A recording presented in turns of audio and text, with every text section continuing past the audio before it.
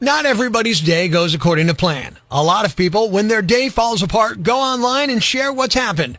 I share their stories with you. Epic fails on Rock 107. Have you heard about the lonesome loser? He's a loser, but he still keeps on trying. I took the bus to work. A sweet old lady got on after and sat next to me. Halfway there, she fell asleep, her head on my shoulder. I gently tried to wake her up before my stop. She wasn't sleeping. I let a dead woman lie on me for 30 minutes. You're already a loser. I texted my college boyfriend to tell him how terrible I felt about cheating. He replied saying he was so relieved because he'd been cheating on me with a girl in his dorm. I was talking about my math test. The who? The her. Their lack of success makes us feel better about our lives. Epic fails on Rock 107.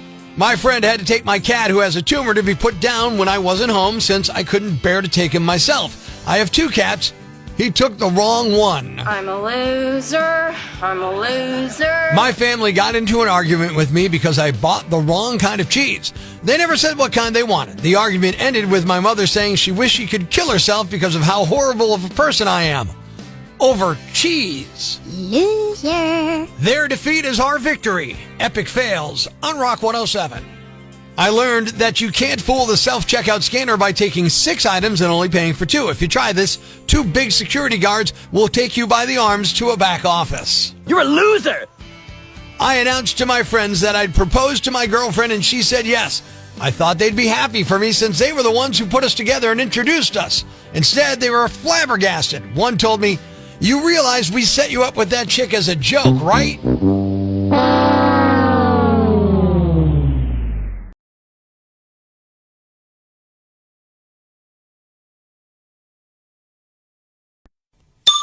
Breaking the news that's already broken. It's time for Prospector's Briefs on Rock 107. There's a mobile clinic for vasectomies in some parts of the country. Don't bother trying to make small talk with the doctors. They're snippy. Cleveland Browns quarterback Deshaun Watson was busted for speeding, though in his defense, he was late for an appointment to assault a massage therapist.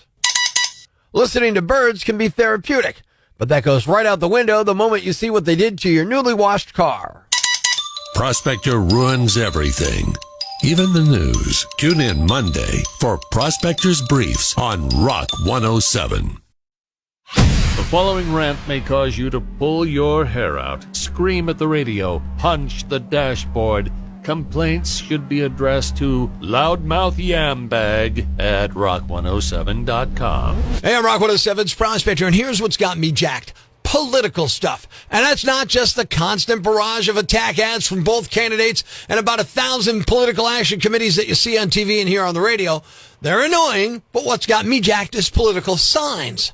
You've probably heard me talk before about how I would never put up a political sign in my yard. I don't need to broadcast who I'm voting for. To me, voting's a private matter. And it's not that I don't support the person who I decided to vote for. It's just that I don't wrap my identity up in it. It's not sports. I'm not rooting for one guy or one team. I'm rooting for the best outcome for the country or the area, no matter who wins. But those aren't the political signs I'm talking about. It's the ones you see littered all over Northeast PA's public spaces. You know, the ones on the tiny metal poles all over road shoulders and trees and any patch of grass within 15 feet of a road, right? That's not supposed to happen. Look, if you want to load up your yard or property with signs about who you're voting for, have at it. I wouldn't do it, but this is America. It's your place. Go nuts. You want to drive up and down Route 11, placing signs every 18 feet near the highway for 18 miles along a state forest? That's prohibited. That's public land. Not supposed to have that stuff there. And what got me started on this was a candidate who had a massive sign attached to a public bike stand in downtown Wilkes-Barre. The city was alerted and told the person, the candidates committee, that they had to take the sign down. When asked about it, he claimed he didn't know that it wasn't allowed. Hey, wait, I call BS. I think I have a stop to this sign madness, though. I think any candidate who puts up a sign anywhere has to take all their signs off public property within 2 days of the election, and if they don't, they gotta forfeit the election. There! That can get these jackhole workers for the committees to stop making 309 look like a series of ads for Brill Cream from the 1950s. I'm Prospector. I'm for the people. Who's with me? I gotta go crazy, man. ever see the crazy guy screaming at the wall outside the Times building? Where does this rage come from, my son? Tweet us with hashtag #IFoundProspector and we'll come and get him. Prospector, mornings on Rock 107.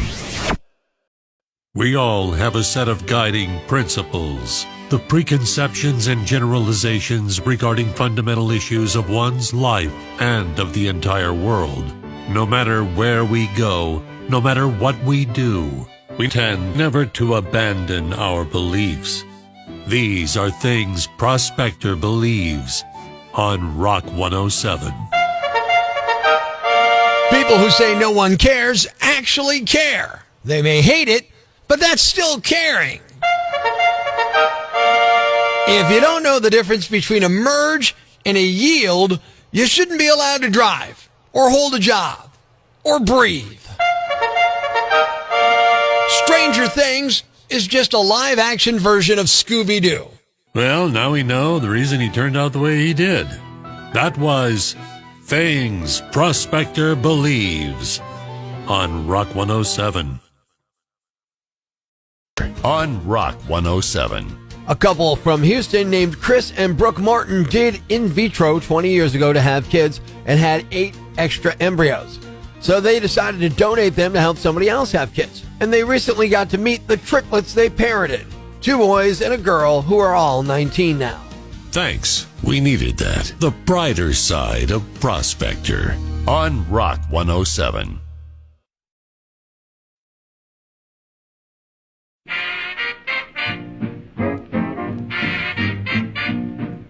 Texting and drinking is never a good idea. We've all done it, and we've all regretted it. The drunken texts you forgot you sent. Prospectors collected them in Texticated on Rock 107. Area code 315, Syracuse, New York. I fell off the bed in the middle of it. He yelled 5-second rule and kept on going. I think I'm in love. Boston, Massachusetts, area code 617. Just gave a Yankee fans wrong directions to Fenway. Welcome to Boston, a-hole. And from 440 in Lorain, Ohio, the ticket read, found nude in a tree. You hit send, and we hit the floor laughing in Texticated on Rock 107. Back to Ohio and Cincinnati, area code 513. You tried to wear your Jesus costume into family Christian stores and say it was a book signing. From the 410 in Baltimore, Maryland, some guy shouted F America during the national anthem. I decked him. They threw him out. USA! USA! And from Chicago, area code 312. I remember going home with 2 girls, but I woke up with 4. Hey, we found him in your telephone. In Texticated on Rock 107. From the area code 253, Tacoma, Washington. Well, for starters, I'm drinking vodka out of a bell pepper. Fort Worth, Texas, area code 817. What's this red stuff in a water bottle in my fridge that's labeled not for baby turtles?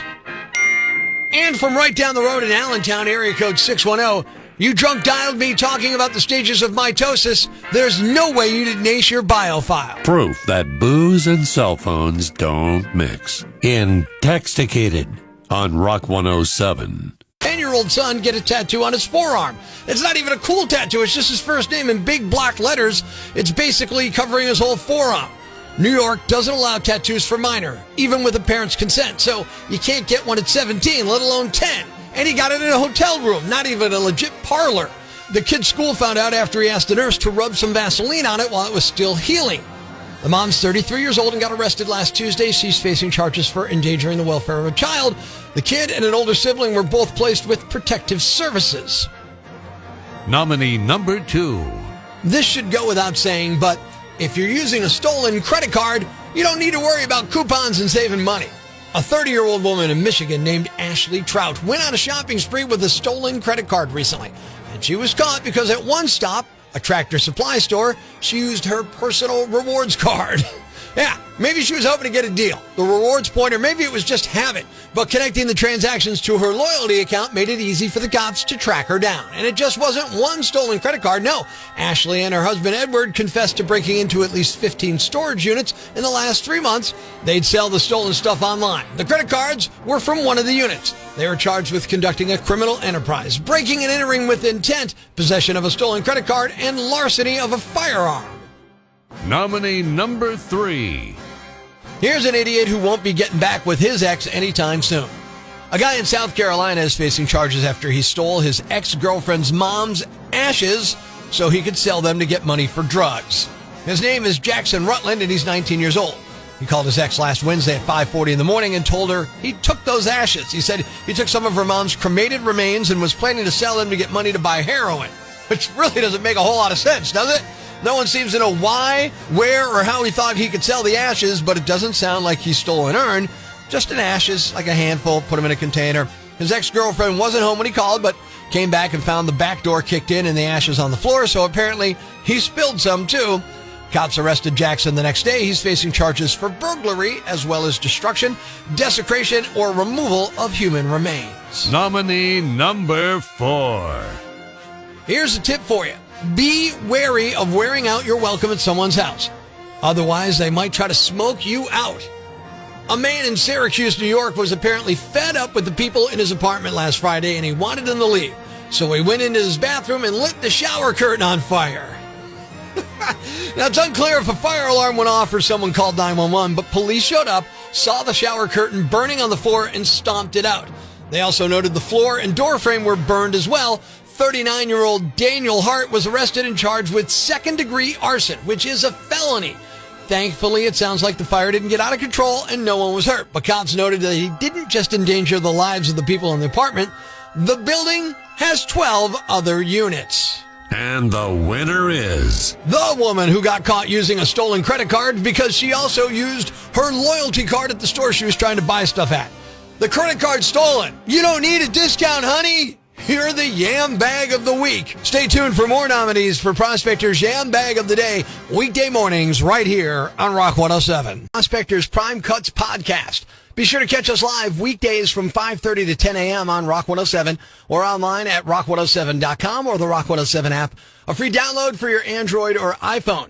Subscribe to the podcast on Apple Podcasts, Google Podcasts, Spotify, Stitcher Radio, or wherever you get your podcasts so you never miss Prospector's Prime Cuts.